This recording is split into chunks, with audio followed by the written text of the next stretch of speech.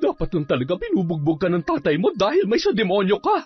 Buisit, ang panghi-panghi. Kakaligo ko lang eh. Kapag nakita kitang lumabas, sasabunutan talaga kitang maldita ka. Chismis pa more. Wala kayong alam sa pinagdadaanan ko, pero kung makahusga kayo, akala niyo may alam kayo sa klase ng buhay na meron ako? Kung alam niyo lang, mga buisit. Huwag na huwag kang kagawa ng kahit anong ingay kung ayaw mong laslasin ko yung leeg mo. Tatay, maawa po kayo. Tama na. Sige, patayin niyo na lang ako. Patayin mo na ako para mawala na rin ang batang nasa sinapupunan ko. Ang batang bunga ng kademonyahan niyo. Taon 2006. Summer. Bandang 5:00 ng umaga, habang nag-aagaw ang liwanag at dilim, maagang bumangon si Lola Lita at nag-init ng tubig. Bago lumabas, binalikan niya pa si Lolo Ismael sa kanilang kwarto.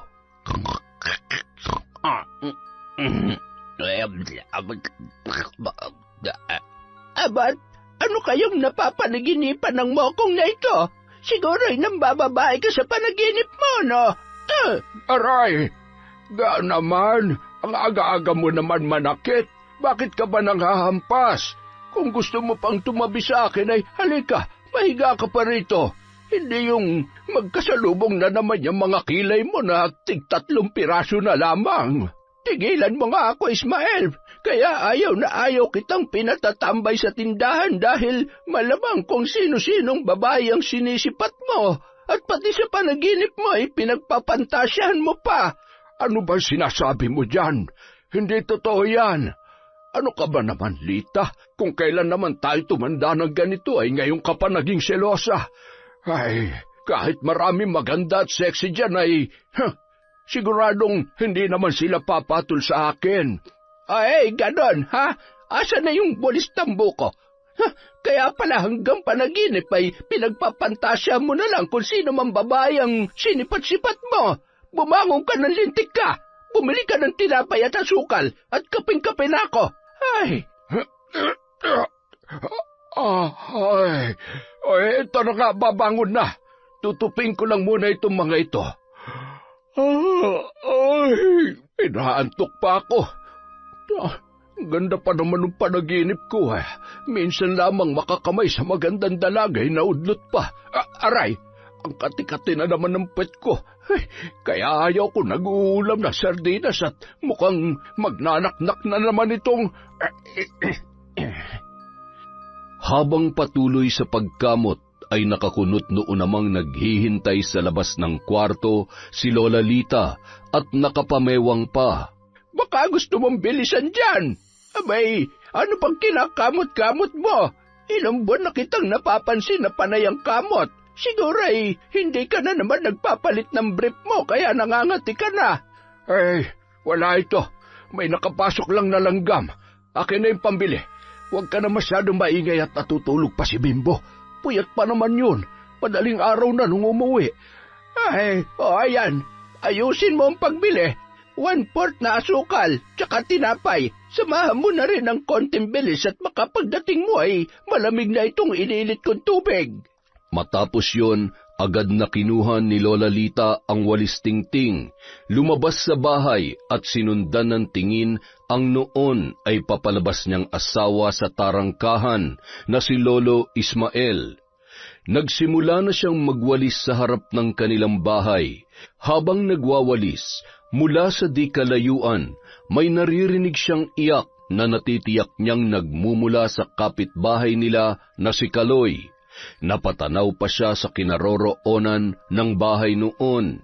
Mahigit 1 dekada na nang muling bumalik si Kaloy sa kanilang baryo kasama ang anak nito sa kanyang kinakasama. Siya na ang nagpalaki at nagpaaral sa bata. Kilala din yon bilang matapang at walang sinisino kahit sarili nitong kamag-anak. Kaya naman, kahit nagiging usap-usapan na ang tungkol sa pananakit niya sa sarili niyang anak, ay walang sino man ang nagtatangkang makialam. Sakto naman napatapat si Lolo Ismael sa bahay noon habang naririnig niya ang mga palo ni Kaloy at halos tumitili na sa pag-iyak ang anak niyang 13 taong gulang pa lamang.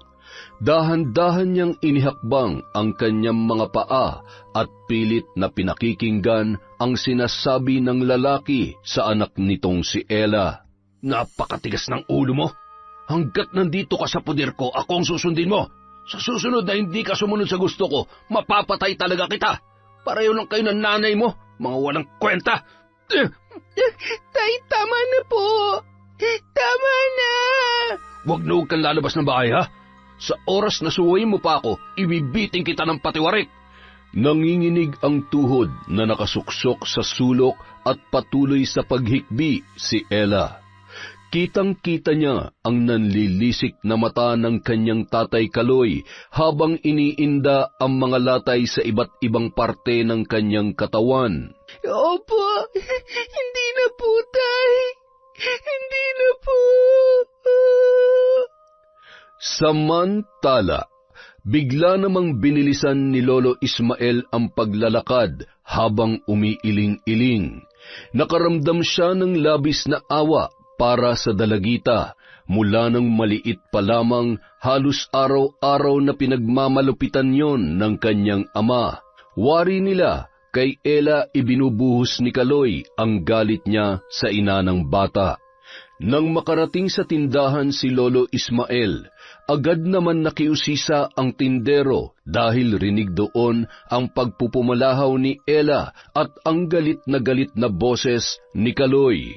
Ma Ismael, mukhang may happy na naman yung kapitbahay mo, ah. Sinabi mo pa, kawawa talaga yan si Ella.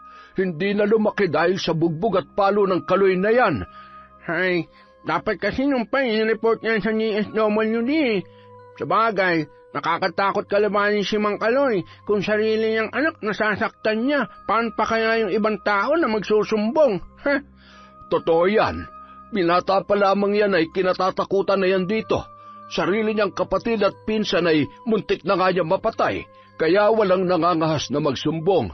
Lalo na ako, baka mamaya ay tagain na lamang kami niyan o hindi kaya ay magliyab na lang bigla yung bahay namin.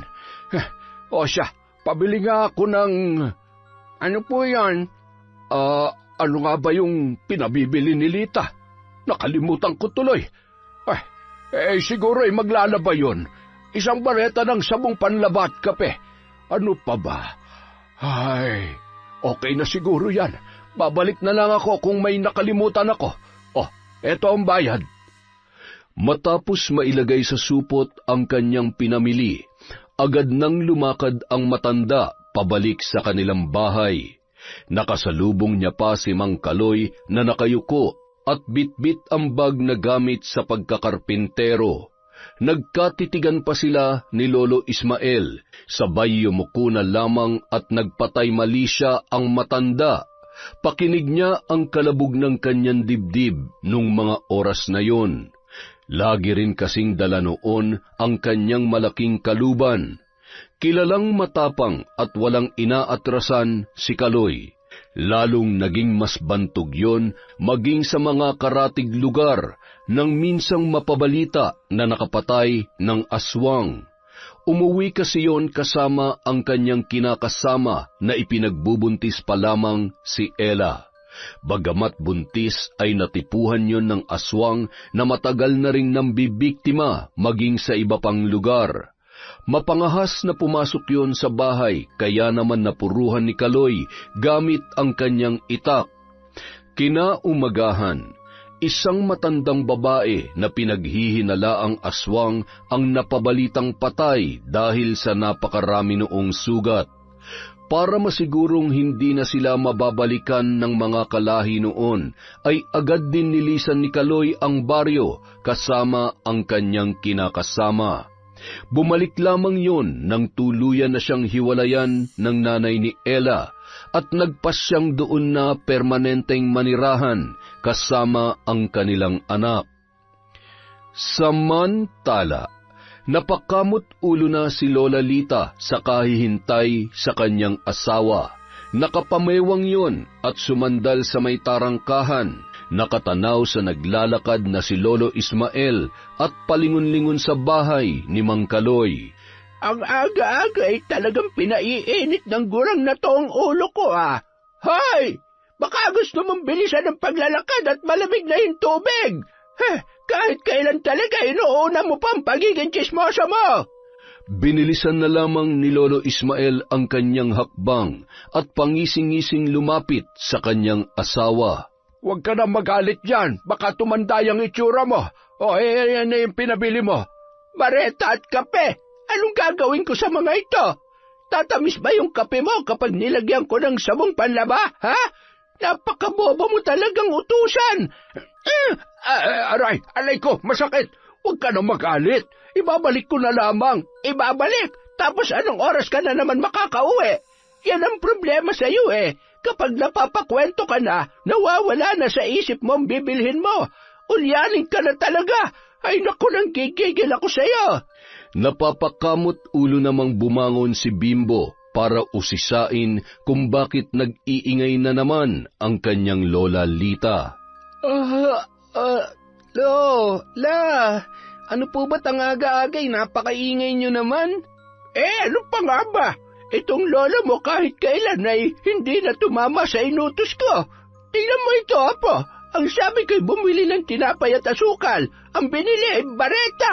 Ay, mamumuti talaga't malalagas ang lahat ng buhok ko sa'yo. Nakakainis ka. Pasensya na. Nakalimutan ko nga. Ay, kayo talaga. Lola, wag na kayo magalit. Hindi po ba't nagbilin ako sa inyo kahapon na yung asukal at tinapay na binili ko ay iniligay ko muna sa may bigasan para hindi lang gamin? Ay, oo nga, ano. Nakalimutan ko rin. Buti naman at pinaalala mo. Ay siya, pasensya na kung naistorbo ang tulog mo. Maigi pa magkape na muna tayo at bumalik ka na lang sa pagtulog pagkatapos. Hindi na po ako makakatulog kapag nagkape na ako, Lola. At saka, lalong hindi po ako makakatulog kung maghapon yung aawayin si Lolo. Sige na, apo. Matulog ka na ulit. Tatambay na lang muna ako sa tindahan pagkatapos magkape ng hindi na magbunga nga yung lola mo. Ay, sus! Ako pa, lumabas na masama. Ismael, hindi ako magiging ganito kaingay kung hindi ka pasaway. Mula noon hanggang ngayon, di ka na nagbago. Ewan ko ba kung bakit ako nagtsatsaga pa sa'yo? Ga naman, huwag ka na kasi nagagalit. Sige ka, madadagdagan yung wrinkles mo at lalong humahaba yung uso mo. Tigilan mo ako. Ikaw na magtimpla ng kape nang matapos ko na itong winawalis ka. O na, ipahinga mo na rin yung bunganga mo. Yan likod mo pala. Ako na magwawalis dyan. Pumasok ka na sa loob. Aba, magkakasipon pa yata ako ah. Ay, ibang klase talaga tong lolo at lola ko. Ay, ang sakit tuloy ng ulo ko. Kung kailan naman nagka-girlfriend na ako sa panaginip, tsaka pa na-istorbong tulog ko. Pambira naman talaga oh. Nagtatrabaho sa isang karinderya sa bayan si Bimbo bilang kusinero. Yun kasi ang talentong ipinamana sa kanya ng kanyang yumaong ama at ina. May sariling restaurant ang mag-asawa, ngunit sa kasamaang palad, namatay yon dahil sa sunog kasama ng negosyong ipinundar nila sa Maynila. 15 taon pa lamang noon si Bimbo, ngunit hanggang sa kasalukuyan, hindi niya pa rin maiwasang malungkot kapag naaalala niya ang kanyang nanay at tatay. Sa kabilang banda, habang nagtatrabaho si Kaloy sa bahay na pinapaayos ng dalagang si Patricia, nakangiting pinagmamasdan siya noon. Napahanga ang babae sa magandang pagkakaayos ng kanyang kusina. Nagkakilala sila nang minsang pumasyal si Patricia sa bahay ng isa sa malapit na kaibigan ng kanyang ama. Si Mang Kaloy din kasi ang isa sa mga trabahante nang pinapagawa nila ang kanilang bahay. Maayos kasi yung magtrabaho, kaya kahit may kasungitan, maraming kumukuha sa kanya na karaniwan ay umaabot sa mga karatig baryo. Kung may kasamahan o katuwang sa pagtatrabaho, ay kalmadong ginagawa lamang niya ang nakatoka sa kanyang gawain at hindi gaanong nakikipagkwentuhan. Gusto niya kasing matapos agad ang kanyang ginagawa, lalo na't mag-isa lamang sa bahay si Ella. Nung maliit pa yon, kasama niya ang bata kapag siya ay nagtatrabaho.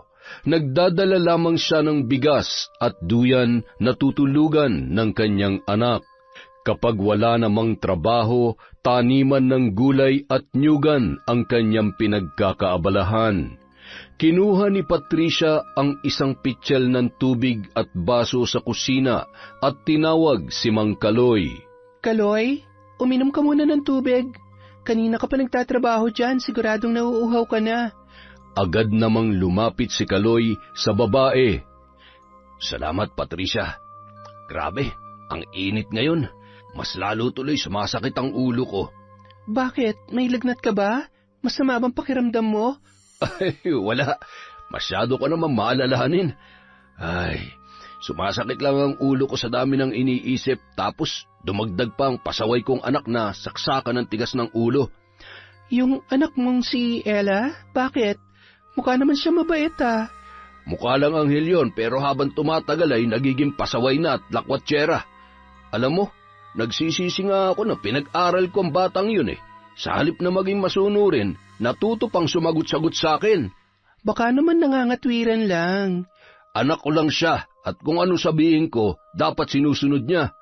Akong bumubuhay sa kanya, no? Ako lahat mula nung layasan kami ng magaling niyang ina, kaya wala siya sa mundong to kung wala ako. Utang niyan lahat sa akin, kaya wala siyang karapatang suwayin ako. Alam mo, Kaloy, mahirap talaga kapag nagdadalaga na at walang ina. Ako nga, nung nawala sa akin ang nanay ko, halos hindi ko na alam kung paano itutuloy ang buhay ko eh. Kaya naiintindihan kong nararamdaman ng anak mo. Naghahanap lang siya ng kalinga ng isang ina. Siguradong naghahanap siya ng makakausap at mapagsasabihan. Kaya dapat nag-aasawa ka na lang ulit eh. At sino naman ang magkakagusto pa sa akin? May isa na akong anak, hindi rin ako mapera at... Kaloy, hindi naman rason yon.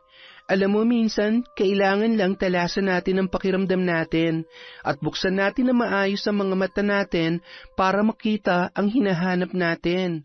O kaya, baka yung taong para sa iyo ay nandyan lamang sa tabi-tabi.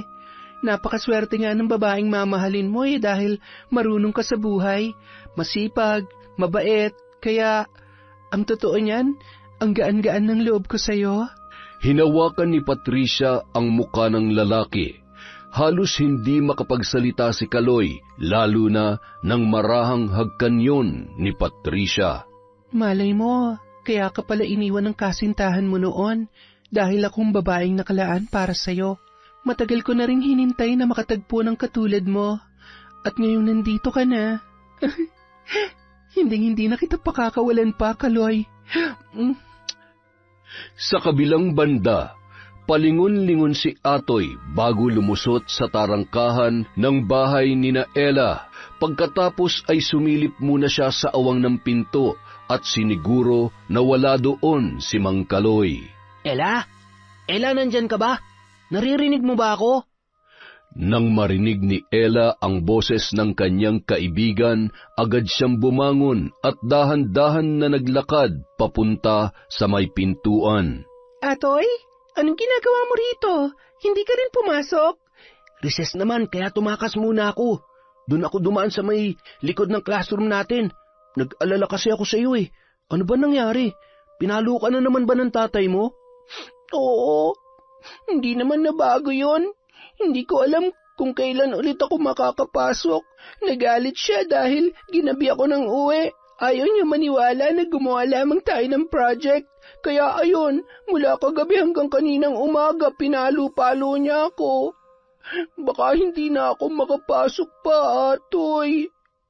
Huwag ka magkukwento sa mga kaklase natin, ha? Pati sa teacher natin. Nakakahiya. Baka pagtawanan nila ako.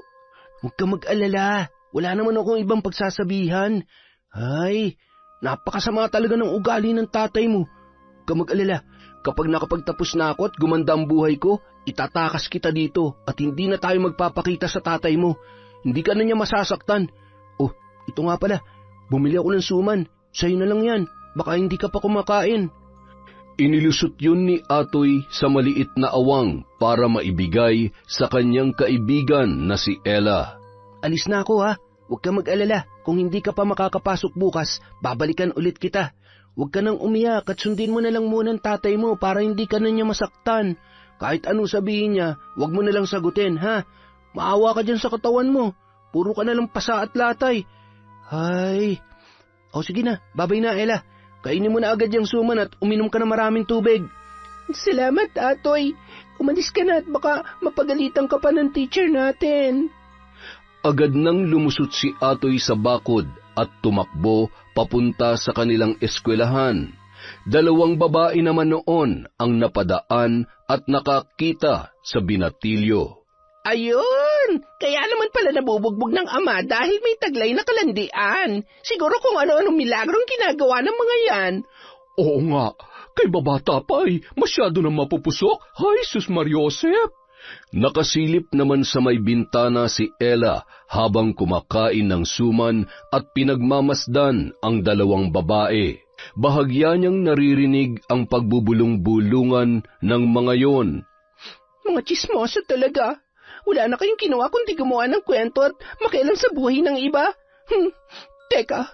Ngumisi ang dalagita at nag-isip ng paraan kung paano mapapalapit ang 2 babae na walang tigil pa rin sa pagkukwentuhan.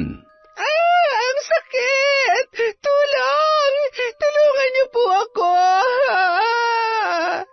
Nagtinginan ang 2 babae at lumusot sa awang kung saan dumaan si Atoy at lumapit sa may bintana kung saan nagmumula ang boses ni Ella.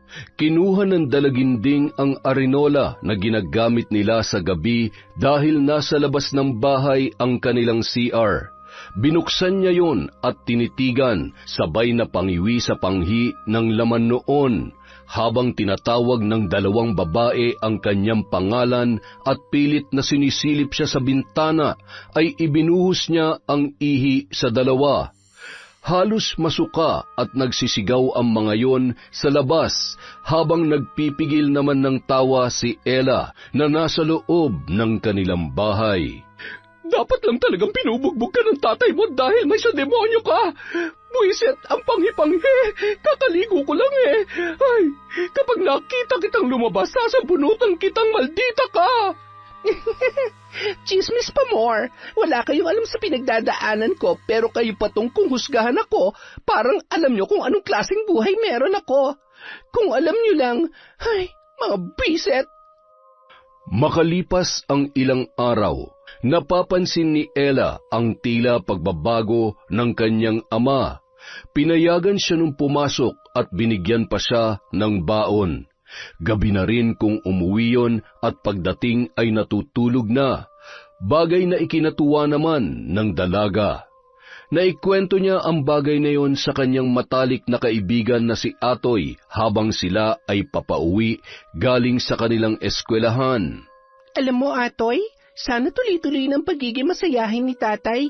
Hindi ko alam kung paano o ano nangyayari sa kanya, pero nagpapasalamat ako dahil mabait na siya sa akin ngayon. Hindi ko nga alam kung bakit eh. Ay, mabuti naman ang tuluyan ng gumaling ang mga pasamo sa katawan. Alam kong hirap na hirap ka na magsinungaling sa mga teacher at kaklase natin kapag tinatanong ka. Alam mo kung ako sa'yo, magsusumbong na ako. Sigurado makukulong yan tatay mo. Hindi pwede. Hindi ko pa kayang buhayin ang sarili ko. Isa pa, saan naman ako pupunta? Maliban sa'yo, wala namang ibang tutulong sa akin. Sa totoo lang, marami ka pang hindi alam sa kademonyohan ng tatay ko, pero sa ngayon, kailangan ko pa rin naman siya. Marami. Minor de edad ka pa, kaya tutulungan ka ng DSWD. Sila pa magpapakulong sa tatay mo. At saka, pwede mo naman hanapin ang nanay mo eh. Atoy, si tatay na lang ang pamilya ko. Iniwan nga ako ni nanay, diba? Kasalanan niya kung bakit ganito ang buhay ko ngayon. Ay, kahit ano mangyari, tatay ko pa rin siya. Napailing-iling na lamang si Atoy dahil sa sinabi ng kanyang kaibigan. Marahan namang ngumiti ang dalaga, sabay na pabuntong hininga at nagpatuloy sa paglalakad. Inihatid pa yon ng tingin ni Atoy para masigurong ligtas na makakauwi ang kanyang kaibigan. Samantala, lumipas pa ang mga araw. Habang masayang nakatanaw si Patricia sa bintana, malayo pa ay nakikilala niya na ang paparating na si Kaloy. Alam niya na hindi siya matitiis ng lalaki na hindi makita kahit saglit lang sa isang araw. May mga gabi na doon na rin yon natutulog. Naging mas malalim na ang kanilang relasyon na labis namang ikinatuwa ng babae. Gustong-gusto kasi nung maging parte ng buhay ng mag-ama. Handa siyang tumayo bilang pangalawang ina ni Ella. Kaloy, kumusta? Buti naman napadalaw ka. Magagabi na. Kumusta ang trabaho mo? Napagod ka ba? Paano naman ako mapapagod kapag ganyang kaganda ang ngiting sumasalubong sa akin? Ikaw talaga? Dinadaan mo na naman ako dyan sa pambobola mo, ha? Tuloy ka, halika. Maupo ka muna dito. Ikukuha lang kita ng merienda. Nagluto nga rin pala ako ng ulam para sa hapunan. Sakto, dalhan mo si Ella para naman hindi na kayo mag-isip pa ng kung anong uulamin mamaya. Siya nga pala, nasabi mo na ba kay Ella tungkol sa atin? Malapit na. Huwag mo na munang isipin yan. Ang importante naman ay maayos ang pagsasama natin. Sa madaling salita, hanggang ngayon, hindi pa rin niya alam ang tungkol sa atin. Tama ba ako? Darating din tayo dyan. Tsaka siguradong nakakahalata na naman siya. Madalas gabing-gabi na akong umuwi. Tapos may pasalubong pa akong pagkain na padala mo. Yun na nga eh. Nakakahalata naman na pala eh. Bakit hindi mo pa rin masabi? Teka, baka naman ayaw mo lang sabihin sa kanya kasi hanggang ngayon umaasa ka pa rin na magkakabalikan pa kayo ng nanay ng anak mo. Patricia naman, ayan ka na naman eh. Masyado mo namang pinapairal yung pagiging selosa mo. Ano bang gusto mong maramdaman ko? Pakiramdam ko, ikinakahiya mo ko eh. Tinatago mo ko kaya... Ay, huwag ka nang magalit. Sige, sasabihin ko na sa kanya at sa susunod na linggo, ipapakilala na kita sa kanya. Huwag ka nang magtampo. Alam mo namang, mahal na mahal kita eh. Ikaw naman kasi, kailangan pa talaga na magtampo ako, magalit ako para... Tama na. Sorry na. Mahigpit na lamang naniyakap at hinagkan ni Kaloy si Patricia. Matamis ng ngiti naman ang itinugon nito sa kanyang kasintahan. Mababakas sa mukha ng babae ang kakaibang saya na hindi niya maipaliwanag. Hindi na siya makapaghintay sa kanilang pagkikita ni Ella. Nang gabi ring yun, papauwi na si Kaloy nang mapadaan sa bahay ng isa sa mga kasamahan niya sa pagkakarpintero. Nagkakasiyahan ang mga yun kasama ang iba pa nilang katrabaho habang nag-iinuman. Isang 4 kantos at may pulutan na inihaw na isda. Niyaya siya at hindi tumanggi, kaya naman napaupo na rin yun at hindi niya namalayan na naparami na pala ang kanyang nainom. Bandang 11:00 na ng gabi nang siya ay magpaalam sa kanyang mga kainuman. Mga pre, pasensya na ha. Sa susunod na lang ulit. Walang kasama yung anak ko sa bahay at baka hindi pa nag-aapunan yun. Masyado ka naman nagmamadali, pare. Maaga pa. May isang bote pa tayo rito.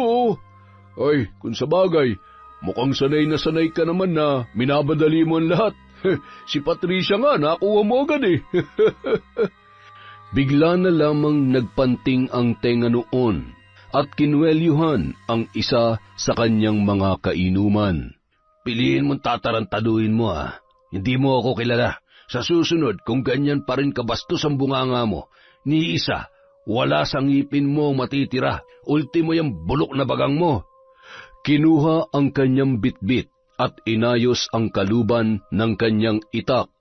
Dinuro-duro pa ang noon ay halos maihinang kainuman. Mainit ang ulo na umuwi at nagsasalita pa yon habang naglalakad. Nang makarating sa bahay, sa may tarangkahan pa lamang ay tinatawag na ang pangalan ng kanyang anak. Suot ni Ella ang bestidang pantulog, nanginginig ang tuhod at kamay na binuksan ang kanilang pinto. Tay, bakit ho kayo? Lasing po kayo? Hindi ako lasing. O yan, kumain ka. Kumain ka ng marami, ha? Ayos, Ang ganda ng suot mong damit, Buti naman para laging matutuwa si tatay. Akma sanang hahawakan noon ang braso ni Ella nang biglang umiwas ang dalaga. Abat, iniiwasan mo na ba ako? Nandidiri ka, ha? Nanlilisik ang mga mata at hinila papunta sa isang kwarto si Ella, sabay isinara ang pinto. Wala kang karapatang bastusin ako. Pag-aari kita at kahit anong gawin ko sa'yo, wala kang karapatang magreklamo. Malinaw naman sa'yo yan, hindi ba? Sagot! Opo, tay. Opo. Yan! Napakaganda mo, anak. Kaya mahal na mahal ka ni tatay, At sabi ko naman sa'yo, basta susundin mo lang lahat ng gusto ko, hindi ka masasaktan. Kaya pagbigyan mo na lang ang gusto ni tatay, ha? Mula 10 taon, nararanasan niya na ang bagay na yun. At sa ganoong pagkakataon ay tanging paghikbi lamang ang kaya niyang gawin upang maibsan ang sakit at galit na kanyang nararamdaman. Kapag nanlalaban siya, ay samut-saring palo, sampal at hampas ng sinturon ang kanyang natatamo. Ilang beses na rin siyang tinutukan ng patalim na tila ba sa paulit-ulit ay nasanay na lamang ang dalaga. Patuloy sa pagpatak ang luha ni Ella habang pinagmamasdan ang kanyang hubot-hubad na katawan na punong-puno ng latay at mga pasa. May bago at mga hindi pa tuluyang naghihilom. Pilit niyang pinipigilan ang kanyang boses habang nakabaluktot na yakap ang kanyang mga tuhod, samantalang ang kanyang ama ay humihilik at tulog na. Maraming pagkakataon na gusto niya na lamang subukang saksakin ang kanyang ama habang natutulog, ngunit hindi niya magawa. Darating ang araw na lahat ng to. Lahat ng kademonyohan mo ay pagbabayaran mo. Hindi sa lahat ng oras malakas ka. Kapag dumating ang araw na tumanda ka at magkasakit ka, kahit gumapang ka pa sa lupa, hindi kita tutulungan. Kinaumagahan. Pagkabangon ay agad na bumungad kay Kaloy ang mga pasa ng kanyang anak. Napailing-iling yon, sabay na pabuntong hininga. Hindi pwedeng makita ni Patricia ang mga pasa niya. Wala siyang pwedeng malaman tungkol sa nangyayari sa loob ng bahay na to. Gamutin mo yung mga pasa mo. Mula ngayon, huwag ka rin magsusuot ng maigsi para hindi makita mga yan. Huwag ka munang papasok, ha? Tumingin lamang sa kisame si Ella habang patuloy sa pagsasalita si Kaloy. May mga pagkakataon na ayaw niya na lamang tingnan ang muka ng kanyang ama. Lumabas ng kwarto at dali-daling naligo ang lalaki. Bago umalis, bumili muna yon ng ulam para sa kanyang anak. Bumangon ka na dyan. Mag-almusal ka na at asikasuin mo na yung sarili mo. Hindi ka muna pwedeng lumabas ng bahay at tumigil ka na sa pakikipagkaibigan sa atoy na yon kung ayaw mong pugutan ko siya ng ulo. Katulad ng nakagawian, kinandado ni Kaloy ang pinto at tarangkahan. Walang ganang bumangon at tumungo si Ella sa lababo. Paulit-ulit yung naghilamos habang sa inaalala lahat ng pinagdaanan niya sa kanyang sariling ama. Hindi niya namalayan na napahagulhol na lamang siya at sinasakal na ang kanyang sarili hanggang sa nahirapan na yung huminga.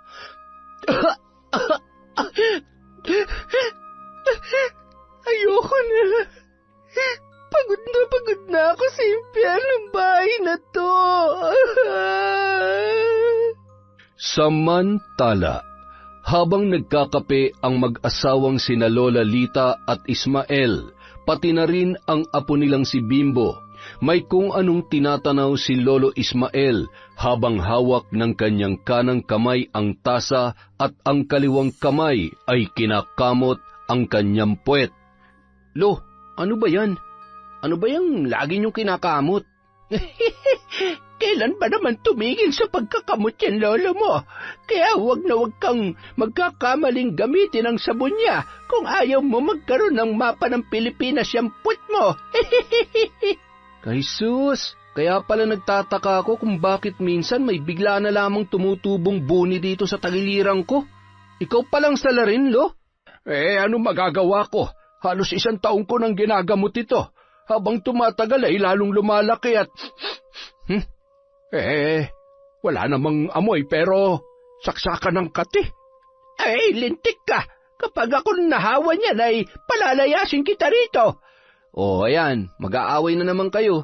Hamot, bibilhan ko kayo ng mas mainam na gamot sa galis, sa pangangatilo. Maigi pa, apo, para sumarap-sarap naman ang tulog ko. Maiba ko. Nakikita niyo pa ba si Ella? Mukhang hindi na lumalabas ng bahay. Baka naman nabuntis na ng kasama niya laging si Atoy. Parang kagabi ay umuwi na namang lasing si Kaloy. Lo, tumigil na nga kayo sa pakikiusyoso sa mag-amang yun. Maigi nang nag-iingat. Alam niyo naman. Hayaan mo siya. At kapag yan ay nahuli ni Kaloy na nakikipaghuntahan dun sa tindahan, mapuputulang ka talaga ng dila, Ismael. Sinasabi ko sa iyo, kung kailan ka pa tumanda ay doon ka pa naging tsismoso. Buti sana kung tama yung sinasabi mo mali-mali naman. Kaya talagang hindi na ako magtataka kung mabubugbog ka dahil sa katabilan ng dila mo. Kung sakali man na hindi na kaya ni Ella ang pananakit sa kanya, siguradong siya na mismong gagawa ng paraan para takasan ng tatay niya, o di kaya ay magreklamo. May isip naman na siya. Nakakaawa nga kung iisipin, pero hindi rin naman natin alam kung anong buong kwento. Malay mo may kasalanan din siya kaya siya napag-iinitan ng ama niya, o sadya talagang may saltik lamang yung si Kaloy. Hay!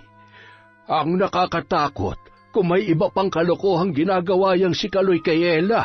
Nako, kawawa yung bata kapag nagkataon. Lagi pa naman siyang lasing. Abat, talaga namang hihirit ka pa. Ismael, sinasabi ko sa iyo kung gusto mo pang mabuhay ng matagal, itiko mo yung bibig mo. Baka makita ka na lang namin na nakahandusay dyan sa daan. Wag naman sana. Ako nga'y di na halos tumatambay. Lumalabas na lamang ako kapag bumibili ng kape at ano nga ba yon? Sabon panlaba. Sabon panlaba ka na naman. Bibili lamang ng kape, inaabot naman ng siyam-siyam. Mas marami pa yung kwento, mali-mali pa ang binibili. Napakamot ulo na lamang si Bimbo at pasimpleng iniwan ang lolo at lolo niya na noon ay nagbabangayan pa rin. Maya-maya pa lumabas muli ang binata at ipinakita sa dalawang matanda ang larawan ng mga patay na manok na pinasa sa kanya ng kanyang kaibigan sa Karatig Barangay. Grabe, napakarami naman. Imposible naman na kagagawan ng tao yan. Laman loob lang ang pinuntirya. Nako, baka may aswang na naman na pag-alagalat ng bibiktima ng mga hayop dito. Hindi naman na bago yan. Sadyang may aswang dito sa lugar natin. Mabuti nga at hayop lamang ang binibiktima. Nung kapanahunan namin ay halos gabi-gabing nambibiktima ng mga buntis ang mga yan. Pati na rin yung mga may sakit. Nung ipinagbubuntis ko ang tatay mo noon, kung ano-anong pangontra ang ginagamit namin, may taboy lamang ang mga aswang na umaali-aligid hanggang sa may panganak ko siya. Kaya ikaw, mag-iingat ka. Madalas ka pa namang umuwi ng alanganing oras. Mula nung araw na yun, naging matunog na naman ang kwento sa pananalasa ng aswang sa mga karatig lugar, na labis namang ikinababahala ng mga tao, lalo na ng mga naapektuhan. Maraming kabuhayan na rin ang naperwisyo at nabalot na ng takot at pangamba ang mga tao sa kung anumang pwede pang mas malalang mangyari. Makalipas ang 1 linggo, pumasok nang muli sa paaralan si Ella. Kapansin-pansin ang pag-iwas nito sa kanyang mga kaklase at maging sa kanyang matalik na kaibigan na si Atoy. Pinagalitan pa yun ng kanyang mga guro dahil napapadalas na ang pagliban niya sa klase. Nangako naman ng dalaga na magpapasa ng mga kulang niya sa bawat subject upang makapasa sa kanilang klase. Ilang beses na ring tinanong yon ng kanyang mga guro, ngunit hindi naman nagsasabi ng totoo ang dalaga. Minsan na ring bumisita ang advisor nito sa kanilang bahay, ngunit lagi namang hindi maabutan si Mang Kaloy. Nang uwian na, bandang 3:00 ng hapon, nagmamadaling lumabas ng silid-aralan si Ella. Lakad-takbo namang sinundan siya ni Atoy. Ano bang problema nun? Ella! Ella! Hintayin mo ako! Bakit mo ba ako iniiwasan? Ano ba nangyayari? Pasensya ka na. Kailangan ko nang umuwi. Tsaka na lang tayo mag-usap. May kailangan lang akong asikasuhin. Hindi ako naniniwala sa'yo. Nararamdaman kong, Atoy, tama na. Nakikiusap ako, wag mo na lamang akong intindihin. Kaya ko naman ang sarili ko. Kaya mula ngayon, sarili mo na lang ang intindihin mo. Kalimutan mo na magkaibigan tayo dahil hindi ko naman na kailangan ng tulong mo. Yun ba talaga ang gusto mo? Sige, mula ngayon, hindi na ako makikialam sa'yo. Agad na lamang tumalikod si Ella at pinigilan ang pagpatak ng kanyang mga luha. Salungat man sa kanyang kalooban ang pag-iwas sa kaibigan, kailangan niyang gawin yon dahil sa mahigpit na siyang pinagbabawalan ng kanyang ama. Habang naglalakad ang dalagita ay ramdam niya ang bigat ng kanyang dibdib. Bumuntong hininga na lamang siya at mas lalo pang binilisan ang paglalakad. Nang makarating sa bahay, malayo pa siya ay napansin niya na ang babaeng nakaupo sa kanilang balkonahe. Dumiretso siya sa paglalakad at nakaramdam ng kakaibang kaba. Inisip niya na maaaring yun ang kanyang ina. Nang makalapit na, ay agad siyang nagmano at mahigpit niya yung niyakap. Kayo po bang nanay ko? Kukunin niyo na po ba ako? Anong ibig mong sabihin, Iha? Magsasalita pa sana ang babae nang biglang lumabas si Kaloy mula sa loob ng kanilang bahay. Oh, nandito ka na pala, Ella. Iginiya pa noon ang kanang kamay sa kanyang anak para magmano. Kawaan ka ng Diyos. Siya nga pala, nagmano ka na ba sa Tita Patricia mo? Nako, wag na, hindi naman na kailangan. Hi, Ella. Ako nga palang kasintahan ng tatay mo. Sana'y magkasundo tayo dahil isa sa mga araw na ito, dito na rin ako titira. Alam mo, napakaganda mo palang bata. Bagay na bagay tayong maging mag-ina. Talaga ho? Dito na po kayo titira? Darating din tayo dyan, pero hindi pa sa ngayon. Matagal pa yon, pero gusto kong magkakilala at magkasundo kayo. Wala naman pong problema sa akin kung dito na po titira si Tita Patricia. Gusto ko nga po yun para may nanay na ako at... Pag-uusapan muna namin yan ng Tita Patricia mo. Mabuti pa, magmerienda ka na at magsaing pagkatapos. Kasabay natin siya maghapunan. Kami na lang ng papa mo magluluto ng ulam. Talagang-talaga na pala siya. Mukhang magkakasundo nga kami ng anak mo. Sabi ko sa'yo, diba? Mukhang naghahanap lang siya ng kalinga ng isang ina. Alam mo, malaking bagay kung may tatayong ina para sa kanya. Ay, maninibago ka sa bahay naming to. Masyadong malayo sa itsura ng tinitirhan mo. Uuwi-uwi pa rin naman ako sa bahay. Pwede rin naman na dito na lang tayo tumira. Lumipat na lamang si Ella ng eskwelahan sa susunod na pasukan. Pansamantalay, dito muna tayo. Makalipas ang ilang linggo, sa patuloy na pangungumbinsi ni Patricia kay Kaloy, tuluyan na ngang pumayag yon na magsama na sila sa iisang bubong. Masayang-masaya naman si Ella. Pakiramdam niya nagkaroon siya ng kalayaan mula sa pang-aabuso ng kanyang ama sa halos ilang araw pa lamang na paninirahan noon sa kanilang bahay. Isang araw, habang nasa trabaho si Kaloy at nag-aasikaso naman sa kusina si Patricia, napansin niya na hirap kumilos ang dalaga at nagsusuka. Habang nagbibihis si Ella ay biglang pumasok si Patricia sa kwarto ng dalaga. Kitang-kita niya ang mga lumang pasa sa katawan nito. Ella, ano nangyari sa mga yan? Wala po. Sadyang hindi lang po ako maingat kaya lagi akong nagkakapasa. Sandali lang po Buntis siya. Hindi ako maaari magkamali. Habang sumusuka sa lababo, marahang pinagmamasdan ni Patricia ang katawan ng dalaga at pinakikiramdaman yon. Kung masama ang pakiramdam mo, huwag mo na lamang pilitin ang sarili mong pumasok. Okay lang po ako, tita. Kaya ko naman po. Sigurado ka ba? Namumutla ka, kaya hindi na po kasi ako pwedeng lumiban sa klase. Dahil baka po kasi... Wala po. Sige po, tita. Aalis na po ako. Sige. Mag-iingat ka. Nang makaalis si Ella, sinundan pa rin yon ng tingin ni Patricia.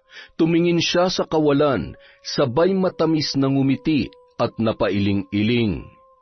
Bandang 4:00 ng hapon, pagdating ni Ella galing sa paaralan, nagpaalam si Patricia na uuwi muna sa kanyang bahay dahil may importante siyang aasikasuhin.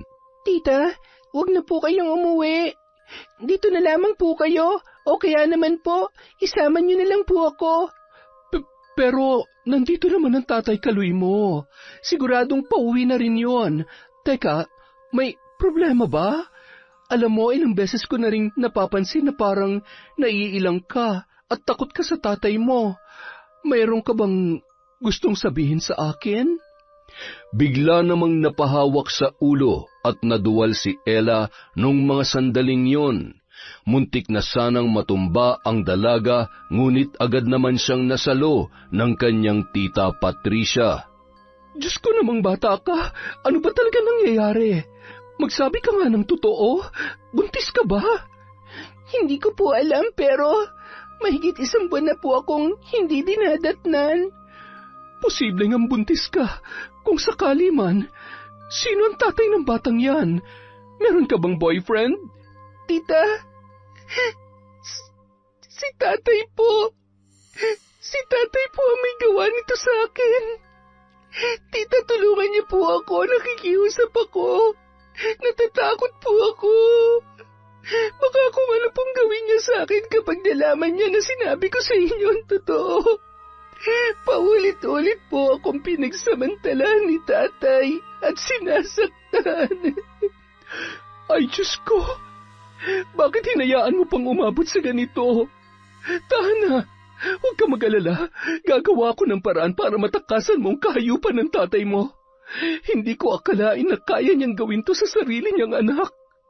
Mula ngayon, hindi ka na niya masasaktan pa. Hindi kita iiwan. Habang nag-uusap ang dalawa, ay natanawan nila ang noon ay paparating na si Kaloy. Sige na, pumasok ka na sa kwarto mo. Magbihis ka na. Magpahinga ka muna at sasabihin ko na lamang sa kanya na hindi pwedeng malaman ng tatay mo na nagdadalang tao ka. Ako nang bahala. Sige na. Nagmadaling pumasok sa kanyang kwarto si Ella at sinalubong naman ni Patricia si Mang Kaloy. Kumusta, mahal? Nandiyan na ba si Ella? Nasa kwarto niya. Medyo masama ang pakiramdam kaya pinagpahinga ko muna. Huwag mo na siyang alalahanin. Ako nang bahala sa anak mo. Baka napagod lang sa eskwela. Akala ko uuwi ka muna sa bahay mo ngayon. Gusto mo bang ihatid kita? Hindi na. Sa susunod na lang. Huwag mong alalahanin si Ella kung may importante kang dapat asikasuhin doon. Wala nga. Ano ka ba naman? Wala nang mas importante pa sa'yo at kay Ella. Sige na, magpalit ka na ng damit. Inihanda ko na dun sa kwarto natin. Magluluto lang muna ako para sa hapunan. Napakaswerte ko naman talaga sa mahal ko, oo. Mas maswerte ako sa iyo. Ikaw na masipag at bukod tangi sa lahat ng lalaking nakilala ko. Matapos hagkan ay mahigpit niya pang niyakap si Kaloy at ngumisi yun. Mula noon hanggang ngayon, demonyo ka pa rin. Wala kang puso. Ngayon dapat lang napagbayarin na kita sa kasalanan mo. Panahon na para putulin ang sungay mo nang hindi mo namamalayan. Masayang-masaya naman si Kaloy nung mga oras na yun. Sa unang pagkakataon, naramdaman niyang sapat siya at totoong mahal siya ng isang babae. Ngunit lingid sa kanyang kaalaman na si Patricia ang nag-iisang anak ng matandang babaeng aswang na kanyang pinatay. Karaniwang aswang na may kakayahang mag-anyong hayop katulad ng aso at pusa. Si Ella naman hindi na lumabas nung gabing yon sa kanyang kwarto. Dinalhan na lamang siya ng pagkain ni Patricia. Pagsapit ng hating gabi, habang nakahiga si Patricia ay pasimple niyang sinisilip mula sa kanilang bintana ang maliwanag na buwan. Sabay nilingon si Kaloy na noon ay nababatid niyang gising na gising pa rin. Ano kaya nangyayari kay Ella? Namimiss ko na siya. Hindi ko maintindihan ang sarili ko. Bakit kahit anong gawin ko katawan pa rin niya ang hinahanap-hanap ko? Ay... Niyakap siya ni Patricia, sabay nagkunwaring tulog na tulog. Maya-maya, inalis niya ang kamay ng babae nang mapansin niyang humihilik na yun. Pumunta yun sa kusina at kinuha ang kutsilyo, sabay inilagay sa kanyang tagiliran. Dahan-dahan niyang binuksan ang pinto ng kwarto ni Ella. Dahan-dahan niyang hinila ang kumot, dahilan para magising at muntikan ng mapatili ang dalaga. Ngunit agad namang tinakpan ng kamay ni Kaloy ang kanyang bibig at tinutukan ng kutsilyo sa kanyang leeg. Huwag kang gagawa ng kahit na anong ingay kung ayaw mong laslasin ko yung leeg mo. Tay, maawa po kayo. Tama na. Sige, patayin niyo na lang ako. Patayin mo na ako para mawala na rin ang batang nasa sinapupunan ko. Ang batang bunga ng kademonyohan ninyo. Anong ibig mo sabihin? Buntis ka? Oo, kaya mas gugustuhin ko pa mamatay na lang kesa mabuhay sa kahihiyan. Ano pang hinihintay nyo? Patayin nyo na lang ako. Nanginginig sa galit at nanlilisik ang mga mata. Gulong-gulo ang isipan nung mga sandaling yun. Sa ayaw at sa gusto mo, bubuhayin mo ang batang yan. Hindi mo pwedeng sabihin kahit kanino kung sino ang totoong tatay niyan. Aalis tayo sa lugar na ito at magsisimulang muli sa lugar kung saan wala ni isang nakakakilala sa atin. Nakasilip sa awang ng pinto, kitang-kita at rinig na rinig ni Patricia ang mga sinabi ni Kaloy. Dahilan para hindi na magdalawang isip pa ang babae na magpalit anyo. Maya-maya lamang bigla niyang sinunggaban si Kaloy sa tagiliran. Napasigaw si Ella at nanlaki ang mga mata. Hindi yun makagalaw sa kanyang posisyon habang nakikitang nakikipagbuno ang kanyang ama sa isang napakalaking aso. Hindi isang aswang na katulad mo makakapatay sa akin. Kung noon nagawa ko ng patayin ang isa sa mga kalahi mo, ngayon kaya rin kitang patayin. Tinamaan man yon ni Kaloy ay lalo lamang yung nagwala sa galit. Kinagat siya sa tiyan at hinila papalabas ang mga laman loob. Nilingon ng aswang ang dalaga na noon ay nanginginig pa rin sa takot. Nakanganga at patuloy sa pag-agos ang mga luha. Huwag! Maawa ka! Huwag mo akong papatayin! Agad na lumabas ng pinto ang halimaw at muling nanumbalik sa normal niyang anyo. Ilang sandali lamang, naghilom din agad ang sugat noon matapos niyang lawayan. Inayos ang kanyang sarili at pakunwari hinahanap si Kaloy. Ilang sandali lamang narinig ni Ella ang boses ng kanyang tiya Patricia mula sa kabilang kwarto. Kaloy? Kaloy! Nasaan ka ba? Oh, bakit bukas ang kwarto? Ah, Diyos ko! Ano nangyari dito?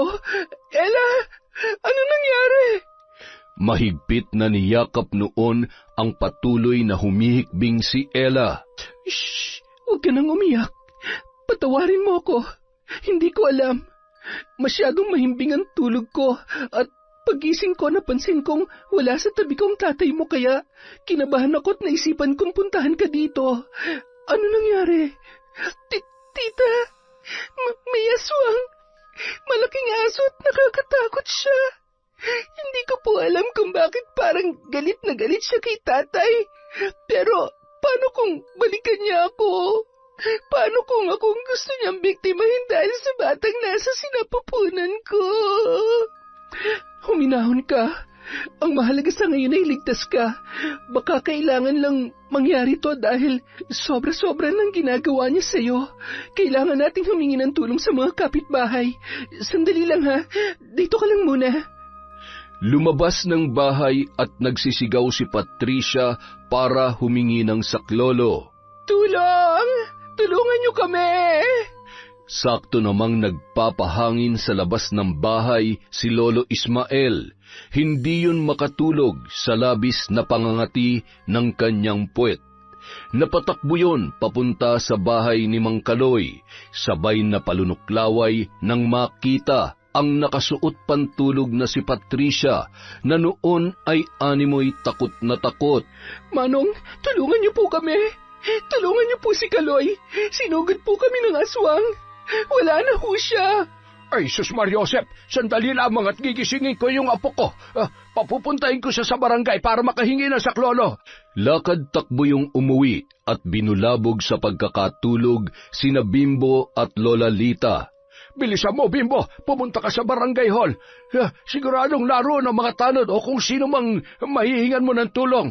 May aswang raw na sumugod sa bahay ni Kaloy. Wala na raw si Kaloy. Yun ang sabi nung kinakasama niya. Ay nako, nakakaawa naman. Totoo yan, Loha. Baka naman nananaginip lang kayo. Huwag kang gagawa ng kwento, Ismael. Anong oras na hindi ka pa natutulog kaya nasisiraan ka na yata ng... Bakit ba ganyan kayo sa akin?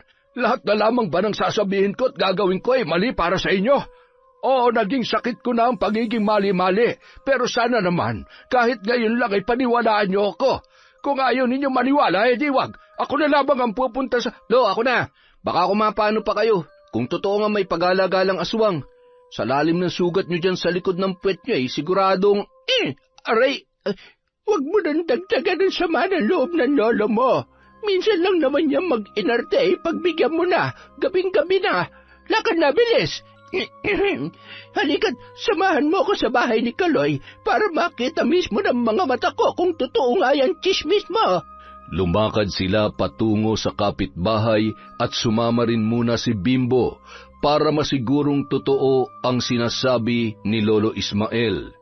Wala pa ring imik ang matandang lalaki, ngunit nang makita ang bangkay ni Kaloy ay napakrusyon, sabay na pailing-iling.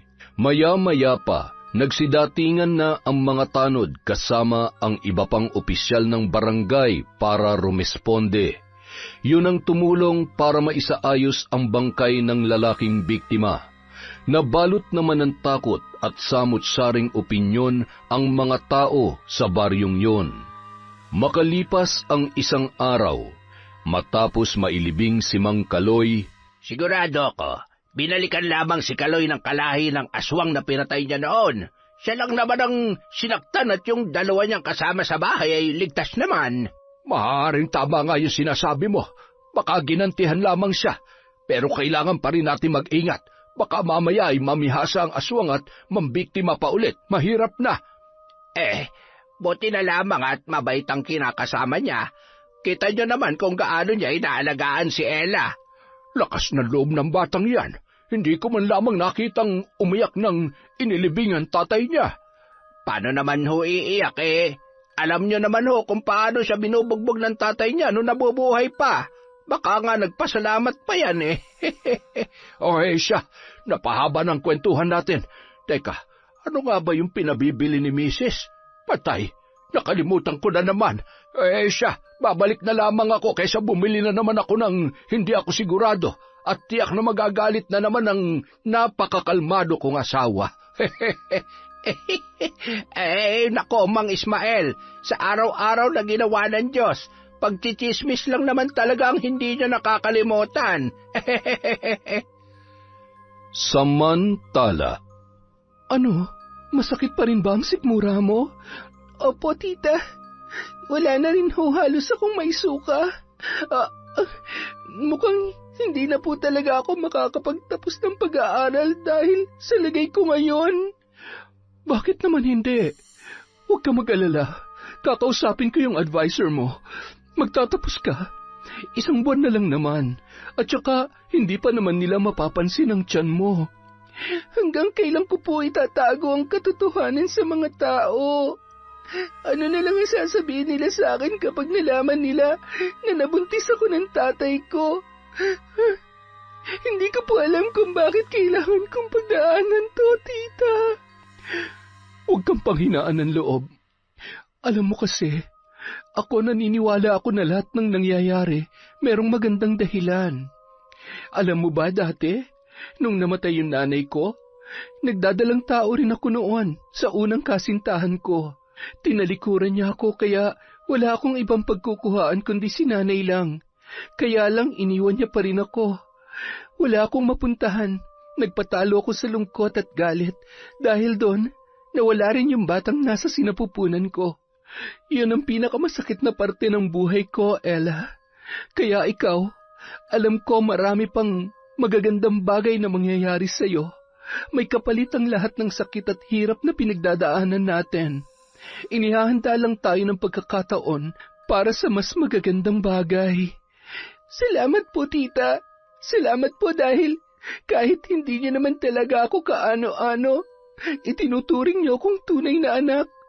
Alam niyo, iniisip ko po minsan, mahal din kaya ako ng nanay ko. Hinahanap niya rin kaya ako. Siguradong mahal na mahal ka niya. Maaaring may malalim siyang dahilan kung bakit mas pinili niyang sarili niya nung araw na iniwan ka niya sa tatay mo. Huwag mo na lamang problemahin ang mga bagay na wala ka ngayon. Nandito ako at pinapangako ko sa iyo na kahit anong mangyari, hinding-hindi kita iiwan, Ella. Mula ngayon, ako na ang nanay mo. Salamat po. Pwede ko po ba kayong tawaging nanay? Oo naman. Nanay, alam mo ba, matagal ko nang pinapangarap yan. Ikaw rin ang tumupad sa pangarap kong maging isang ina. Hindi man kita totoong anak pero sa puso ko, anak kita at nanay mo ko. Mahigpit na nagyakapan sina Patricia at Ella. Nagpatuloy pa yon sa pagkukwentuhan hanggang sa nauwi sa tawanan ang kanilang seryosong usapan. Makalipas ang 1 buwan, ilan sa mga tao sa baryong yon ay nakahalata na rin sa pagdadalang tao ni Ella.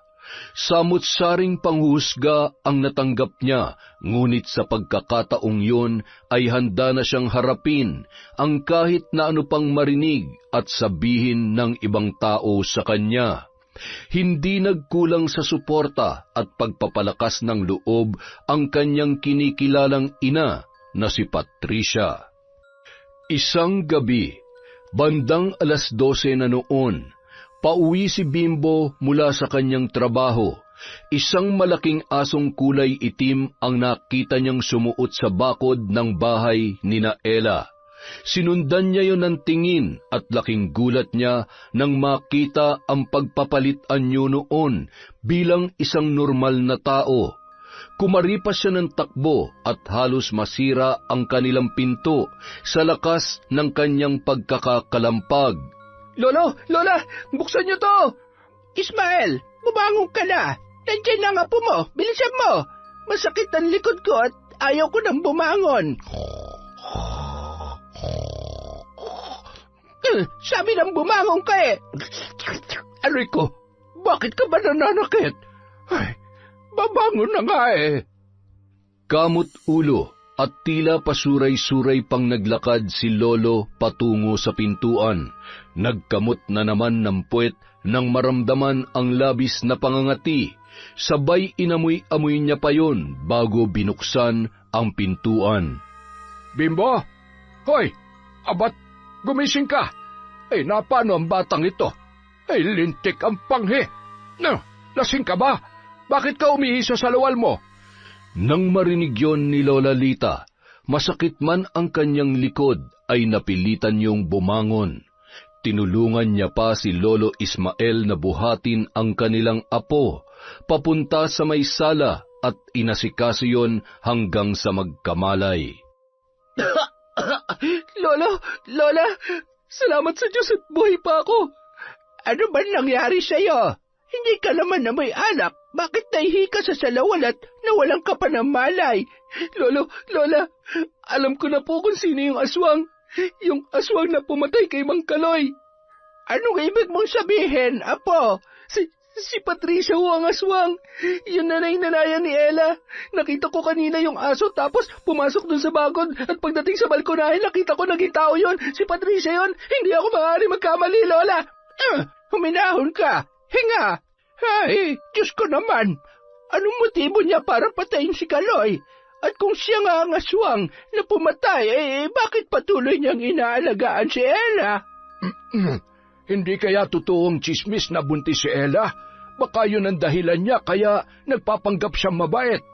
Kung ganun, nasa alanganin din ang buhay ni Ella. Kailangan po natin siyang tulungan. Mahirap kalabanin ng mga aswang. Hindi natin basta-basta mapoprotektahan at maililigtas si Ella kung wala tayong sapat na alam para labanan ng aswang na yan. Kinikinabutan tuloy ako. Alam ko na po, kailangan natin ng tulong ng kaibigan ni Ella. Si Atoy, hindi ba't kilalang antingero yung tatay niya? Sigurado matutulungan niya tayo. Tsaka, hindi niya hayaan mapahamak si Ella. Tama ka dyan, Apo. Maganda yung naisip mo. Pwede bang palipasin muna natin ang gabing ito? Magpahinga ka muna. Ako na bahalang kumausap bukas sa tatay ni Atoy. Nako, sasabakot baka kung ano pang iba mong masabi, mapahamak pa tayo. Ako'y wala ni katiting na tiwala dyan sa bibig mo. Sobra ka naman talaga sa akin, ga. Masyado na ako nasasaktan dyan sa mga sinasabi mo, ha? Aray, ang kati talaga nitong bisit na to, ha? Ala, sige, kamot pa. Huwag kang hahawak sa akin, ha? Pag ako nahawa niyang buni mo, palalayasin kita o di kay ipapakain kita sa aswang. Kinabukasan, umaga pa lang, usap-usapan na ng mga tao sa baryo ang aswang dahil sa mga manok na natagpuan sa iba't ibang bakuran. Nanatili namang tikom ang bibig ni na Lolo Ismael at Lola Lita. Pinuntahan nila ang bahay nila Atoy. Nadatnan naman nila na nagpapanday ang ama nito. Yun kasi ang pinagkakaabalahan noon maliban sa pagiging antingero. Magandang araw po. Ano pong ginagawa niyo dito? Nandito kami dahil alam na namin kung sino ang aswang at... Ako na, Ismael. Maupo ka na lang muna. Ay, di ikaw na. Dapat pala hindi na lamang ako sumama dito eh. Nagagalit ka? Sabi ko naman, di ba ako na? Huwag na ho kayong magbangayan. Sabihin niyo na lamang po sa akin ang sadya ninyo para matulungan ko kayo. Hindi po ba't kayo yung kapitbahay ni na Ella? Oo, kami nga. Kumusta na po kaya siya? Ha? Ay, wala ka bang balita sa kaibigan mo? Nagkikita naman po kami sa school pero hindi na po kami nag-uusap katulad nung dati. Hindi ko po alam kung anong dahilan niya pero umaasa po ako na magkakaayos pa rin kami. Marami rin po akong gustong itanong sa kanya lalo na po't alam kong may malaki siyang pinagdadaanan ngayon kahit wala na si Mang Kaloy. Ay, isa pa yan sa inaalala ko kaya hindi ko matim na may mangyari pang mas masama sa kanya. Hindi na ata kakayanin ng konsyensya ko yon. Ano pong ibig niyong sabihin? Yung apo naming si Bimbo, nakita niya kagabi. nakita niya yung nanay-nanayan ni Ella. Sigurado siya kung paano nagpalit anyo yon. Ang inaalala namin ay si Ella, baka kasi kung anong binabalak ng Patricia niya yun sa kanya. Tanging pangontra may bibigay ko sa inyo at armas na pwede niyong gamitin para labanan yung aswang na tinutukoy ninyo. Alam niyo kasi, mula nung mapahamak ang asawa ko dahil sa minsang pakikipaglaban ko sa mga nilalang na yan, sobrang nagsisi na ako. Hindi ko nakakayanin pa na maulilang lubos itong si Atoy. Tay, kailangan ni Ella ang tulong natin. Baka siya naman ang isunod ng aswang na yon. Hindi rin tayo pwede magpadalos-dalos. Paano kung wala naman talaga masamang intensyon yun sa kanya? Ang dapat muna nating gawin, mabigyan muna natin ng babala si Ella at ikaw ang makakagawa nun.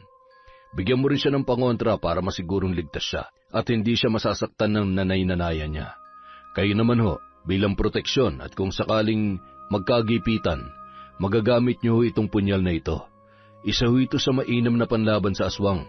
Binibigay ko ito sa inyo para protektahan ang sarili nyo, hindi para ipagyabang o di kaya'y basta-basta na lamang gamitin ng walang sapat na dahilan o para lamang pumatay ng inosente. Nagpasalamat naman ang mag-asawang matanda sa tulong na ibinigay ni Arman at agad na ring umuwi ang mga yon. Hindi naman mapakali si Atoy, kaya naman naglakas loob siyang puntahan si Ella.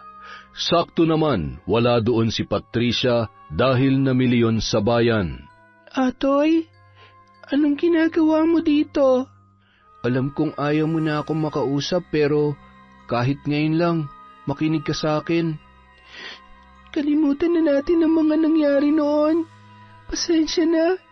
Kailangan ko lang talagang gawin yon dahil ayaw ko may gawin sa'yo masama si tatay.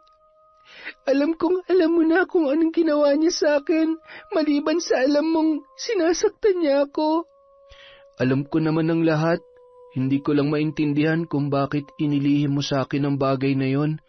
Sana sa kahit ano pang paraan na itakas kita sa kanya at hindi na kailangang umabot sa punto na nabuntis niya ako. Atoy, wala ka naman magagawa eh. Nangyari na ang mga nangyari. Ngayon, alam mo na ang lahat. Alam ko na pinandidirihan mo rin ako katulad ng ibang tao rito sa baryo natin. Katulad ng mga kaklase natin na tinitingnan ako mula ulo hanggang paa na punong-puno ng panghusga. Ganyan ba talaga ang tingin mo sa akin? Oo, umiwas ako sa'yo kasi yun ang gusto mo pero hindi ibig sabihin na nagbago ako. Magkaibigan pa rin tayo at kahit anong mangyari, hindi ko kaya may mangyaring masama sa'yo. Kaya makinig ka sa akin. Kailangan mo mag-ingat dahil ang totoo, yung nanay-nanayan mo, posibleng siyang pumatay sa tatay mo. Aswangan nanay-nanayan mo, Patricia. Hindi totoo yan. Sinungaling ka. Nagsasabi ako ng totoo. May nakakita sa kanya. At ikaw mismo makakapagpatunay kung totoo o hindi ang sinasabi ko sa'yo. Tanggapin mo lang ito. Itago mo to sa bulsa mo. Hindi ka niya masasaktan hanggat tangan mo ang anting-anting na ito. Bibigyan ka rin niya ng sapat na lakas at linaw ng kaisipan para labanan siya sa oras ng peligro. Sabi ni tatay, nakapatay ng aswang ang tatay Kaloy mo noon. Aswang ang dahilan ng pagkamatay niya, kaya posible na dumating si Patricia sa buhay niyo para maghiganti. Aalis na ako, Ella. Ramdam ni Ella na hindi nagbibiro ang kanyang kaibigan dahil sa seryosong mukha nito. Dahilan para makaramdam siya ng takot para sa kanyang sarili at maging sa bata na nasa kanyang sinapupunan. Pilit niyang pinagtagni-tagni ang mga pangyayari. Yun kaya ang dahilan kaya lumalabas siya sa gabi?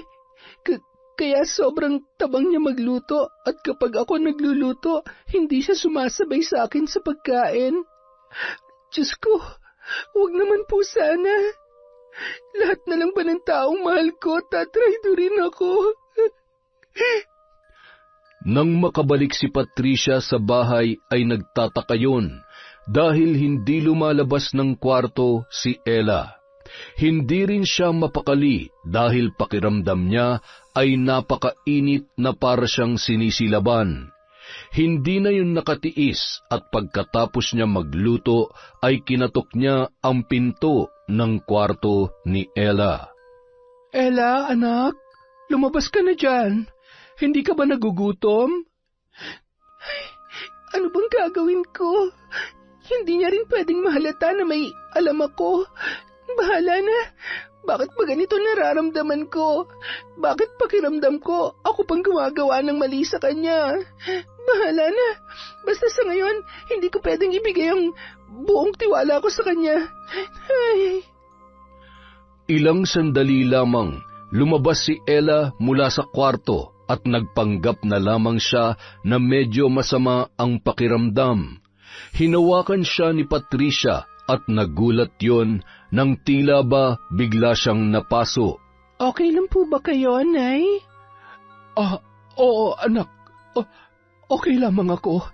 Sige na, kumain ka na. Maliligo lamang ako at masyadong maalinsangan ang panahon. Ngumisi si Ella nang mapansin ang takot sa muka ng kanyang nanay Patricia.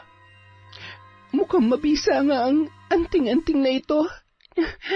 Huwag ka mag-alala, anak. Kung hindi ako nagawang protektahan ng sarili kong magulang, kahit buhay ko itataya ako para sa'yo, masiguro ko lamang na hindi ka mapapahamak. Hindi ako makakapayag na pagdaanan mo ang impyernong buhay na dinanas ko sa poder ni tatay. Kinagabihan, binantayan ni Ella ang bawat kilos ni Patricia mula sa mayat-mayang pagsulyap noon sa buwan. Maagang pumasok si Ella para magkunwaring matutulog na, pero nakikinig siya sa bawat kaluskos sa kanyang kwarto. Bandang 10:00 ng gabi, habang nakahiga, ay narinig niya ang yapak noon, papunta sa kanyang silid. Sinilip lamang siya ni Patricia at agad na ring umalis. Nagmamadali namang bumangon si Ella nang marinig na medyo may kalayuan na ang mga yapak. Nagpalinga-linga si Patricia, sabay unti-unting hinahaplos ang katawan niya habang nakatingala sa maliwanag na buwan. Nagulat na lamang yun nang may maramdaman siyang tusok sa kanyang tagiliran at ang sobrang init na pakiramdam na animoy malalapnos ang kanyang balat. Isa kang aswang. Totoo po ba na kayo ang aswang na pumatay kay tatay? Anong plano niyong gawin sa akin, ha? Papatayin niyo rin po ba ako? Bitawan mo ako. Pakiusap. Sasabihin ko ng totoo. Ella, anak, patawarin mo ko kung hindi ko masabi sa iyo yun. Ayokong matakot ka sa akin. Ayaw mo matakot ako o para paglaruan ako at gagawin mo rin biktima sa dulo. Hindi totoo yan. Sa kabila ng kahiyupan ng tatay mo at kagustuhan kong maghiganti dahil sa pagpatay niya sa nanay ko, na minsan hindi sumagi sa isip ko na idamay ka. Mas lalong nadagdagan ang galit ko sa kanya nang malaman kong ginawa niya sa iyo. Yun na nagtulak sa akin para patayin siya. Niligtas lang kita ng gabing yon sa kademonyohan ng tatay mo. Hindi ako masama. Oo, aswang ako. Pero hayop lamang ang kinakain ko. Hindi ko hinihingi maniwala ka sa akin, pero kung talagang sa tingin mo masama ako, sige, itarak mo ang kutsilyong yan sa katawan ko. Patayin mo ko. Minahal ko na kayo bilang tunay kong ina. Gulong-gulo na po ako. Hindi ko na po alam kung sinong dapat kong pagkatiwalaan. Anak, maaaring hindi tayo magkadugo. At oo, aswang nga ako. Buntis ka kaya isa kang malaking tukso para sa akin. Magkaiba man ang dugo na nananalaytay sa ating katawan, pero sa puso, anak kita. Napahagulhol na lamang ang dalawa at mahigpit na nagyakapan. Patutunayan ko sa iyo na wala akong masamang intensyon. Gagawin kong lahat para maging karapat-dapat na maging ina para sa iyo. Pipilitin kong makabalik sa normal. Hindi naman ako magiging aswang kung hindi ko tinanggap ang batong isinalin sa akin ni nanay bago siya binawian ng buhay. Dahil sa galit ko sa tatay mo at sa kagustuhan kong makapaghiganti, tinanggap ko yon. Ngayon, Wala nang dahilan pa para manatili akong halimaw. Hindi ko rin naman gustong makaperwisyo pero kailangan kong uminom ng dugo at kumain ng laman loob ng hayop. Sige na, pumasok ka na sa kwarto mo at isara mo na maayos ang pinto. Kitang-kita ni Ella ang tuluyang pagpapalit anyo ng kanyang nanay Patricia at dahan-dahan yung tumakbo papalayo. Napahawak siya sa kanyang tiyan nang makaramdam ng kaunting paghilab dahil sa labis na takot. Sinunod niya na lamang ang bilin ng aswang. Nung mga sandaling yun, batid niya na nagsasabi ng totoo ang kanyang nanay Patricia at sa kabila ng malinaw na katotohanan, nasisiguro niyang ligtas siya at ang batang nasa kanyang sinapupunan.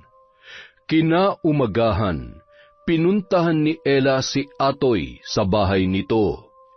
Totoo lahat ng sinabi mo sa akin tungkol sa pagkatao ni Nanay Patricia, pero hindi siya masama katulad ng iniisip mo. Hindi niya ako sasaktan. Paanong hindi? Nagawa niyang patayin yung tatay mo. Hindi ba? Di pa ba sapat na dahilan yon para niligtas niya lang ako sa kapahamakan ng gabing yon? Kung hindi dahil sa kanya, hanggang ngayon hindi pa rin natatapos ang kalbaryo ko sa paulit-ulit na panggagahasa sa akin ni tatay. Kung talagang mabuti siyang tao at naniniwala ka mabait siya, anong pinunta mo rito? Tulungan natin siya makabalik sa normal. Gusto niya pa maging normal katulad natin. Alam ko na matutulungan tayo ng tatay mo, di ba? Meron naman paraan, di ba?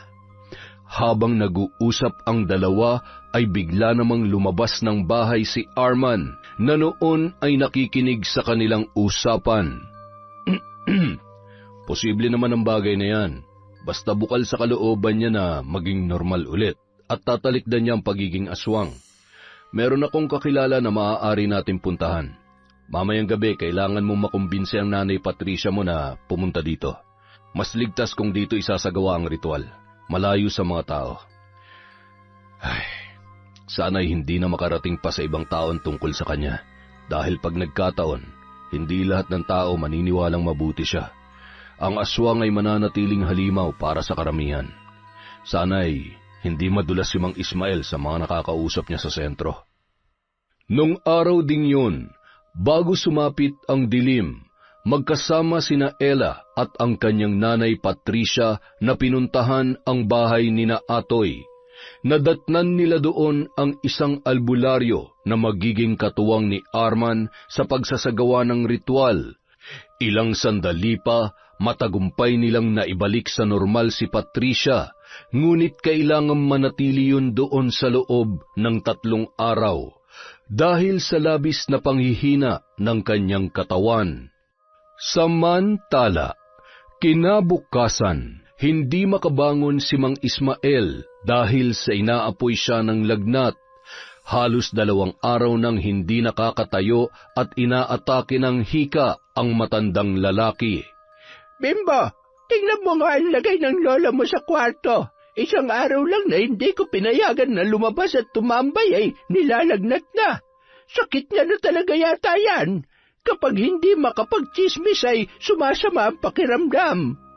Agad namang pumasok sa kwarto si Bimbo at kinumusta ang kanyang lolo. Lolo, kaya pa ba? Bumangon na kayo at nako, mapag-iiwanan na kayo sa balita.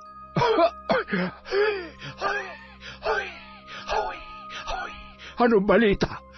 Silip-silipin mo si Ella, baka mamaya ay... Huwag niyo na munang alalahanin si Ella. Hindi naman yung pababayaan ni Atoy at ni Mang Arman. Basta kahit ano mangyari, wala kayong pagsasabihan ng kung ano mang nalaman natin, ha? Ang totoo, wala na tayong dapat ikatakot dahil hawak na ni Mang Arman si Patricia. Nabawi na nila yun mula sa pagiging aswang. Aba, salamat naman sa Diyos. Makakatulog na ulit tayo na mahimbing sa gabi. Agad namang dumugtong ang matandang babae sa sinabi ng kanyang apo at ngumiti yun.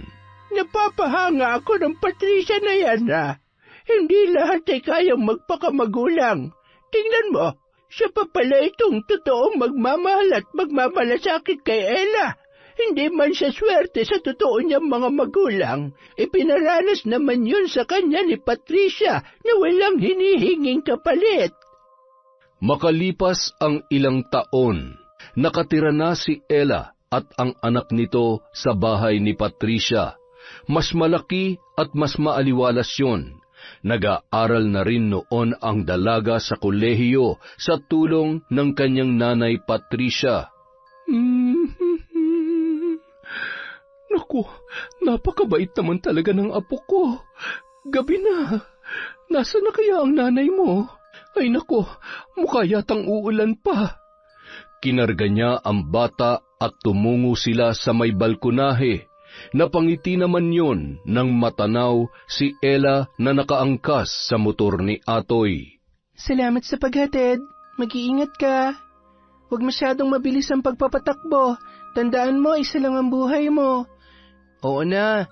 Ikis mo na lang ako sa anak ko, sa inaanak ko. I love you. Sira ka talaga. Sige na, baka abutan ka pa ng ulan. Lakad-takbong tinungo ni Ella ang balkonahe at hinagkan at niyakap ang kanyang nanay Patricia bago kinarga ang kanyang anak.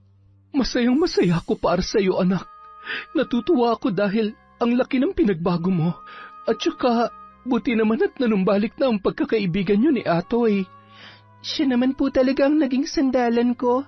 Wala naman pong nagbago kahit nung iniiwasan ko siya. Kailangan ko lang po talagang gawin yon. Alam mo, sa tingin ko, mahal ka niya. Nakikita ko yon kung paano kanya alagaan. Kung sakali man, wala naman pong problema. Mahal ko rin naman po siya pero hindi pa po ito ang tamang panahon. Gusto ko munang ayusin ang buhay ko para sa sarili ko at sa baby natin. At syempre po para hindi masayang ang lahat ng tulong niyo sa akin, Nay. Salamat, Nanay. Mahal na mahal ko po kayo. Mahal na mahal din kita, anak. Lalo na itong napakabait kong apo. Yun! Napakaganda po ng kwentong yun ulit. Maraming salamat po ulit. Siyempre, una sa lahat, pasalamat sa lahat ng sumusuporta sa Kwentong Enteng. Ngayon, magsha-shoutout po tayo. Hello kay Lynn Ferrer TV. Hi po kay Sally Roldan, kay Mercedita Balana Reyes. Hello kay Dimples Yumi, kay Virginia Pontillas, kay Evelyn Reyes, sa Grefaldia at Zamudio family from Mary Grace Grefaldia. Hello po kay Kimberly Caballero. It's Chris F. Hi kay Mirna Alfaro, kay Cataleja Soto, kay Febe Reñada. Hello po kay Mary Ann Pesino. Shout out kay Maylene Banicio Canja. Hi kay Ryan Alba, kay Loretta Bobes at kay Elidia Bobes. Hello po kay Jessica Rojas. Hi kay Mariam Duca sa Galedo family from Rai. Hello kay I Love Traveled, kay Mea Espiritu. Hi kay Ana Hapina, kay Cola Lona sa Perez family from Kim Seca. Hello po kay Ma'am Irma Umali, kay Jasmine Castillo. Shout out kay Betty Velasco, kay Lydia Arnisto, kay Chrisjel Mamado. Hello po kay Nel Jane Suarez, kay Leilani Pimentel.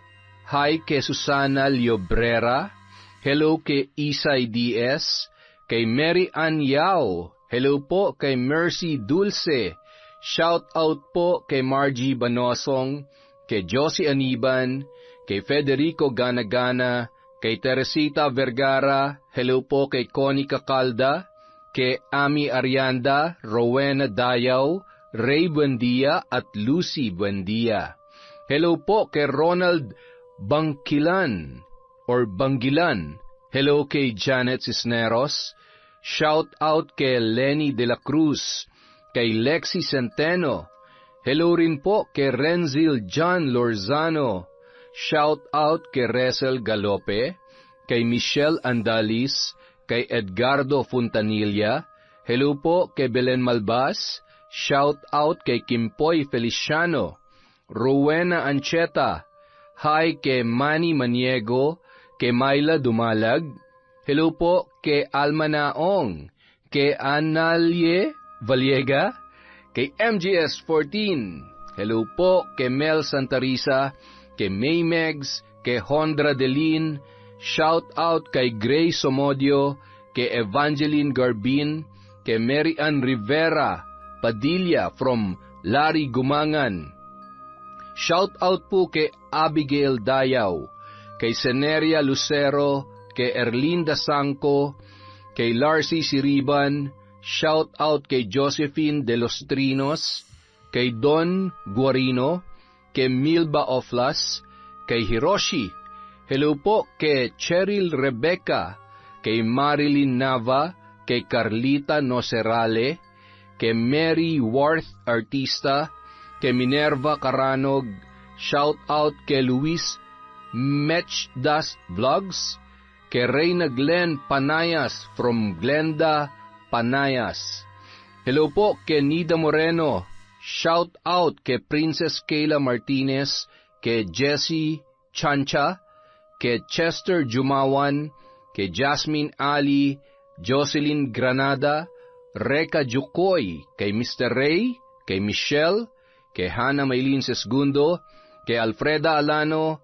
Hello po kay Roslyn Labajo, kay Connie, Angelina Ignacio, Ronalyn Rodriguez, kay Kat Burglar Cutie, Nieves family from Monica Nieves, kay Jelian, kay Ramil Fariolin. Hello rin po kay Merlinda Balidoy, kay Ate Aya, kay Cesan de la Cruz. Hi kay Fe Pamatong, kay Tita Serrano, kay Dins Rodriguez. Hello po kay Ledeline Saligan, kay Pamela Allen. Shout out din po kay Eloisa Formento. Hi kay Del, kay Jeneline Jacobe, kay Noemi Garcia Pabunan, kay Celia Tolentino. Hello po kay Angel Rose Cinco, kay Vanessa Musico, kay Chen Villar. Shout out kay Gemma Aquino, kay Lucille De Lima. Hello kay Dennis Lamonde, kay Sean Samuel Sebastian from Chonchamcheb. Hello po kay Aya Abogado. Hi kay Eldaps, kay Raquel Hasegawa, kay Gemma D. Shout out kay Angelina at Edelmira from Elizabeth Dungka. Hi po kay Cristal Albania, sa Camo family from Joaquin Camo, kay Nest from Japan, kay Agripina Balza. Hello po kay Lani Gervasio. Hello rin po kay Marenila Cervantes. Shout out kay Perlita Estalane, kay Judith Peñaflor, at kay Joel Marasigan. Maraming salamat po ulit sa walang sawang pagsuporta sa Kwentong Enteng. Kung nasan man po kayo, mag-iingat kayo palagi, alagaan po natin ang mga sarili natin. Thank you po ulit sa inyong lahat.